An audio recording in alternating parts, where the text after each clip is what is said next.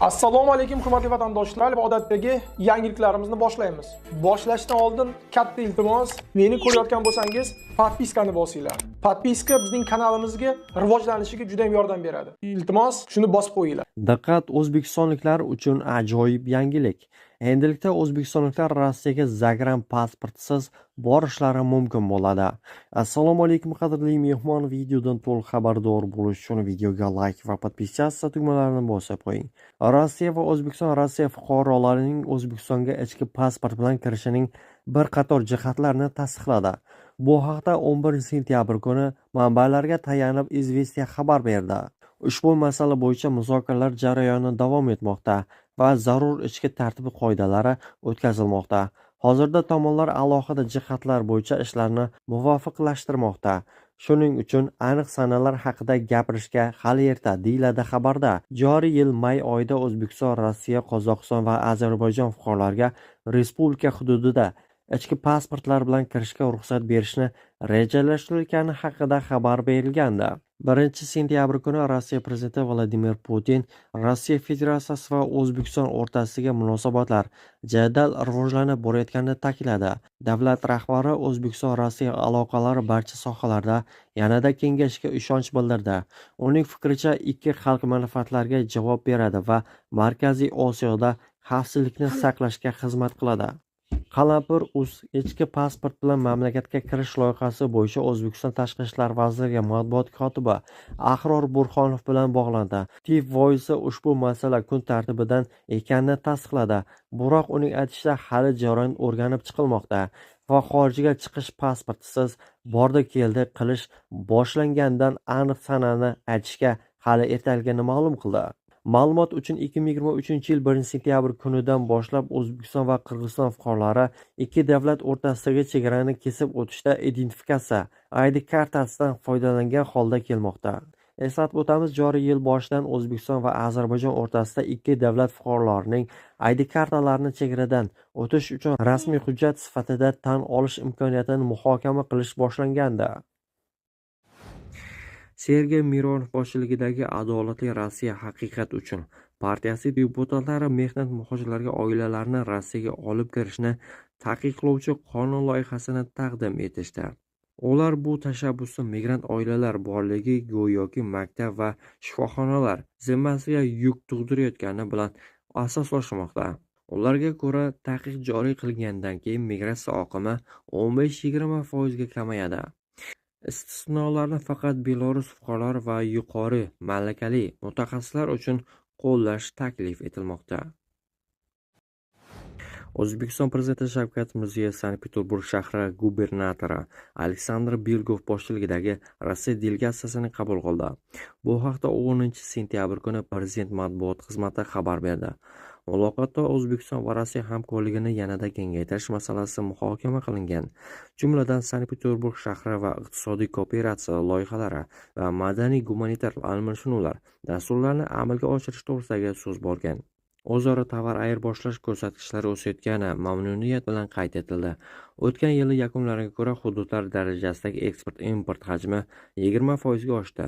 Poytaxtimizda ishbilarmonlik markazi faoliyatini yo'lga qo'yish, shuningdek, yangi Toshkent hududida Peterburg mavzesini barpo etish loyihasi tayyorlash ishlari olib borilmoqda, deyiladi manbada. Xabarga ko'ra, Rossiya delegatsiyasi tashrifi chog'ida ikki davlat o'rtasida 23 ta kooperatsiya loyihalarini amalga oshirish bo'yicha yo'l xaritasi qabul qilingan. Hamkorlik rejasida metallurgiya, uskunasozlik, yo'l qurishi, farmatsevtika va sog'liqni saqlash, oziq-ovqat sanoati, qishloq xo'jaligi, logistika sohalari o'rin olgan. Muloqotda joriy yil oktyabrda ikki mamlakat hududlari kengashining ikkinchi yig'ilishini o'tkazishga kelishib olingan. Andijondan Novosibirsk va Irkutskka uchish mumkin bo'ladi. Eseta Airlines aviakompaniyasi yangi reyslarni yo'lga qo'yapti. 27 oktyabrda Novosibirsk-Andijon, 30 oktyabrdan esa Irkutsk-Andijon yo'nalishidagi parvozlar boshlanadi. Ushbu yo'nalishlardagi reyslar haftada bir marta amalga oshiriladi. Sankt-Peterburg gubernatori Aleksandr Belgov boshchiligidagi delegatsiya Toshkentga keldi. Islom Karimov nomidagi xalqaro aeroportda mehmonni poytaxt hokimi Shavkat Umurzoqov kutib oldi.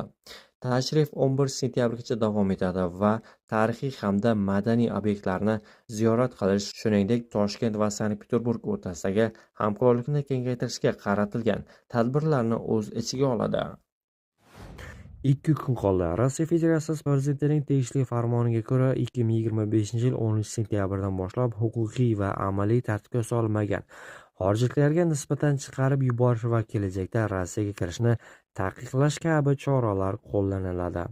Nazorat qilinadigan shaxslar reyestridan holatingizni tekshiring. Majburiy to'lovlar bo'yicha qarzdorlik va jarimalarni tekshiring. Rossiyadagi hududiy migratsiya bo'linmalarining manzillari bilan tanishing va murojaat qiling. 2026-yil 1-yanvardan boshlab xorijiy fuqarolar va fuqaroligi bo'lmagan shaxslar uchun rus tili, Rossiya tarixi va qonunchilik asoslarini bilish bo'yicha imtihonlar faqat kompyuter ko'rinishida o'tkaziladi. Departamentning xabar berishicha, Federal test markazi Exam dasturiy paketini ishlab chiqqan. Uning yordami bilan migrantlar uchun imtihon o'tkazish jarayonini to'liq avtomatlashtirish mumkin bo'lishi kutilmoqda. Examdan foydalanish xodimlarning ish yukini kamaytirishga yordam beradi. Imtihon jarayonlarining shaffofligini oshiradi va imtihon oluvchilarning shaxsiy ma'lumotlari himoyasini kafolatlaydi. Dastur yordamida imtihondan muvaffaqiyatli o'tganlar uchun sertifikatlar o'sha kuni beriladi. 6 avgust kuni hukumat Rossiya fuqaroligini olish uchun imtihon topshirish shakli va tartibini tasdiqlaganini ma'lum qildi.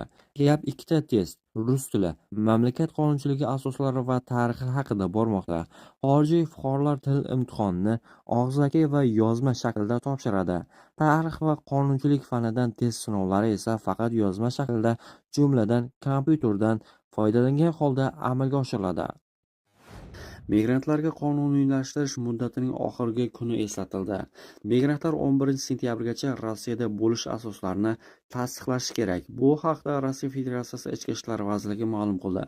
Mamlakatda bo'lish uchun qonuniy asoslarni yo'qotgan xorijlik fuqarolarga ularning huquqiy holatini tartibga solish imkoniyati tugashiga bir hafta qoldi.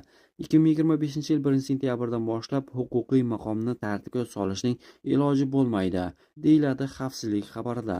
Agar migrant belgilangan muddatga rioya qilmasa, unga nisbatan qonuniy hujjatlarda nazarda tutilgan choralar qo'llaniladi, deya aniqlik kiritdi. MVD bunga Rossiyaga kirishni taqiqlash kiradi. Siz buni huquqiy maqomingizni tartibga solish Rossiya Ichki ishlar vazirligining PVS Federal davlat unitar korxonasi filialiga huquqiy yashash joyingiz bo'yicha Moskva shahar Saxarova MMS davlat byudjet muassasasiga Moskva shahridagi yashovchi shaxslar uchun yoki MVDning eng yaqin hududiy migratsiya bo'limiga murojaat qilish orqali amalga oshirishingiz mumkin, deya qo'shimcha qilgan vazirlik.